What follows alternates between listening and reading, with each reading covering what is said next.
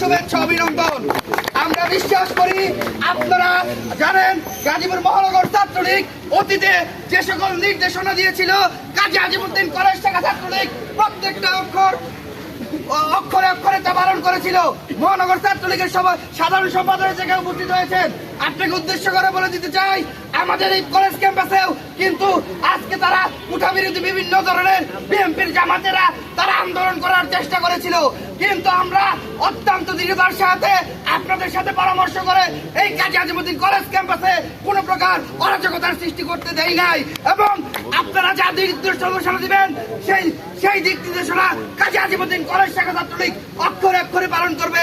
এই কথাটুকু দিয়ে এ পর্যায়ে বক্তব্য দেওয়ার জন্য বিশেষভাবে অনুরোধ জানাচ্ছি আজকের এই অনুষ্ঠানের সভাপতি এবং কাজী আজিমউদ্দিন কলেজ শাখা ছাত্রলীগের আহ্বায়ক মেরাজুর রহমান।